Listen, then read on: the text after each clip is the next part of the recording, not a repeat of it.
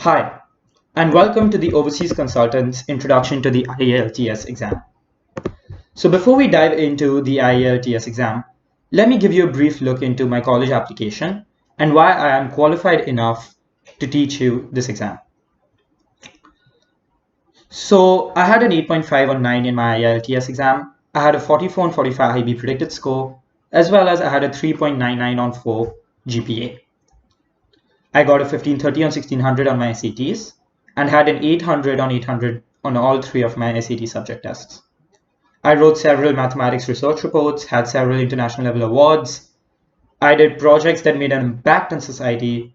I did several internships. I was a co-founder of a club in school. I had several social endeavors. I was also part of my school football team. I also wrote unique and insightful essays, as well as had 2 strong teacher recommendations and 3 strong external recommendations. So now diving into the Ielts exam. The Ielts exam's full form is the International English Language Testing System, and it is an international standardized test of English language proficiency for non-native English language speakers. It is used by more than 10,000 colleges, agencies, and other institutions in over 140 countries as a tool to assess students' proficiency in the English language. It is a prominent part of your application to colleges, especially in the US, Canada, and the UK. So if you're looking to apply to colleges in these 3 countries, you should strongly consider doing this exam. If you follow the strategies part of DOC's Ielts program, the Ielts will surely become one of the easiest parts of your college application, not to mention the strongest. So first, let's highlight the primary differences between the 2 types of Ielts exams, namely the academic and the general training exams. So the academic exam is for people hoping to go to universities or get certain types of jobs, such as medical professionals. On the other hand, the general training Ielts is for people hoping to migrate to an English-speaking country. It is important to note that the listening and speaking sections are exactly the same for both types of Ielts exams. And you should prepare for speaking and listening in the exact same way for both tests. Reading contains the same types of questions for both academic and general training, but the reading texts are different for both exams. For the academic Ielts exam, the texts are on academic topics, and for general training, the texts are relevant to everyday life in an English-speaking country, fulfilling the purpose of each of the tests. Academic writing consists of 2 tasks. Task 1 asks you to write a report on a graph, and while task 2 asks for a general essay. As for task 1 in general training, you are supposed to write a letter to an English-speaking person. So the only main difference in the writing section of both tests is the task 1. So let me give you a small breakdown of the entire Ielts test. So the Ielts exam has 4 primary sections: the listening section, the reading section, the writing section, and the speaking section in this respective order. The listening section has 4 types of questions: multiple choice, diagram labeling, sentence completion, and summary completion. And you'll have 30 minutes to answer 40 questions. The reading section consists of 5 types of questions: multiple choice questions, sentence completion, summary completion, matching features, and matching headings. And you'll have 60 minutes to answer 40 questions. The writing section has 2 writing tasks, task 1 and task 2, and you'll have 60 minutes to answer 2 questions. Whereas the speaking section has 3 parts, and you'll have to complete it within 11 to 14 minutes. I will be giving a detailed breakdown of each section as we go along this video. So here's a more detailed breakdown of the entire test. The listening section, again 40 minutes as I mentioned before, has a 30 minutes tape that you have to listen to, and you have 10 minutes to transfer your answers to the answer sheet. So that totals to 40 questions, 4 sections, and 40 minutes. And the types of questions are fill in the blank questions, labeling a diagram, multiple choice questions, and statement completion. All basic type of questions. As for the reading section, you'll have an hour to answer it. there will be 3 academic passages and 5 general training passages, and a total of 40 questions in the entire section. There will be again 5 types of questions in the reading section. Fill in the blanks, multiple choice questions, true, false, not given, yes, no, not given. Choose the correct headings. The question types are the same for both types of tests. The only difference between academic and general training is the type of text you get. As for the writing section, you'll have 2 tasks which you have to finish in an hour. The academic writing section consists of a graph or diagram that you have to describe and an essay, whereas the general training consists of a letter and an essay. As for speaking, there will be 3 sections. Section 1 includes introductions and general questions that your examiner will be asking you. Section 2 includes cue cards. So you'll have 1 minute to prepare and 2 minutes to speak on a specific topic. And section 3 includes follow-ups on your speech. So the examiner will be asking you questions and you give a response. It's essentially cross-questioning. So here is the Ielts scoring chart. You will be given a score out of 9 on the Ielts. And you should essentially, if you're aiming to get into, the top universities in the US, Canada, and the UK, you should aim for a score of 7 and above, which is a good user, very good user, or an expert user. And each of the 4 sections within the Ielts will also be given a score out of 9. And then your score in each section will be all of these 4 specific scores will be averaged to give you a cumulative score out of 9. Coming to the Ielts listening section, let's look at it in detail. So as you know, there will be 30 minutes for the Ielts. Sorry, there's a mistake here. It should be 40 minutes for the Ielts listening section. And there will be 4 different recordings and 40 questions. The first recording will consist of a real-life conversation. The second recording will consist of a real-life monologue. The third recording will consist of an academic conversation. And the fourth recording will consist of an academic monologue. A total of 40 questions throughout the section. Let's take a more detailed look.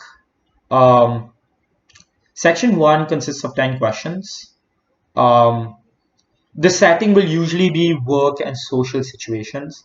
And an example could be, a telephone conversation about buying travel tickets, for example. Section 2 will be a monologue. It will be a similar setting, but rather than a conversation, it will be just one person talking about something. Section 3 will consist of 2 or 3 speakers in an academic or educational situation. So for example, a classroom discussion. Section 4 is again a monologue in an academic situation. So it'll be like just one person talking about, an academic subject. So you have 5 strategies that I've, listed, and, this is something that, it's rare to find on the internet. So these are 5 strategies that I feel would really help you get that score of 9 on the Ielts. First, you should, predict the topic. Whatever, conversation, they're having that you're listening to, try to predict around what topic they're talking. Find the keywords in each question that you're given. Listen for synonyms and antonyms, because, they might say something and, your question might have, a similar meaning word, but it won't be verbatim. So you need to, understand that the Ielts listening section uses a lot of synonyms and antonyms to trick you, and you need to make sure not to fall into this trap. And again, 2 strategies that you should probably follow for all 4 sections is that you always need to stay focused and don't review. You need to preview. So here are the different question types for the Ielts reading section. So there are 8 different types of questions. You can pause the video and just read it out. In general, you'll have matching ideas to paragraphs, true, yes, false, no, or not given, matching ideas to names, fill in the blanks, matching headings to paragraphs, multiple choice questions, sentence completions, and etc. etc. So here are some strategies for the IELTS reading. First of all, you do not need to read everything. Just focus on the key words and the key areas of the text. Instead of reading everything, very carefully and, spending a lot of time reading it, try skimming through it and just getting a general idea for the passages before you attempt the questions. Again, exercise the skill of scanning, similar idea. Mark the keywords, again, a similar idea. Put paraphrasing to use. Any if you come across a very complicated sentence, try you know try toning it down a little, try simplifying it so that you're able to understand the text better. Avoid spelling mistakes in your answers. Manage the 60 minutes given to you effectively. It is said that the as the passages proceed, the passages tend to get tougher, so try to spend less time on the first passage to save more time for the last passage. Always attempt multiple choice questions, because there's no negative marking in the exam, so it doesn't make sense to leave it blank. Always abide by the rules and pay attention to the word limit. Coming to IELTS writing, on the left you have IELTS writing for the academic IELTS.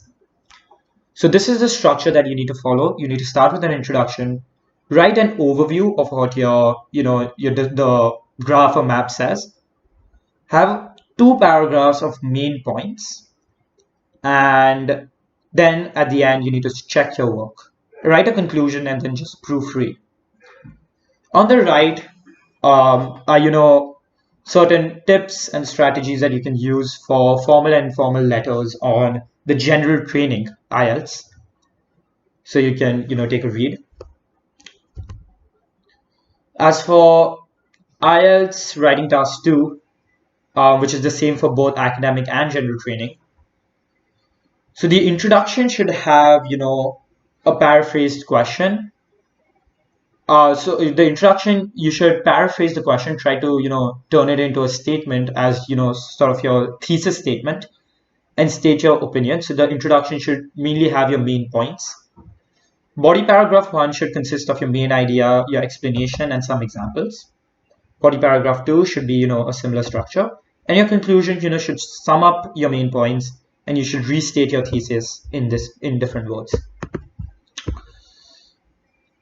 So here are some tips and strategies for IELTS writing. So here are 4 do's and don'ts. Answer the question and read the question very carefully and make sure your essay answers it completely.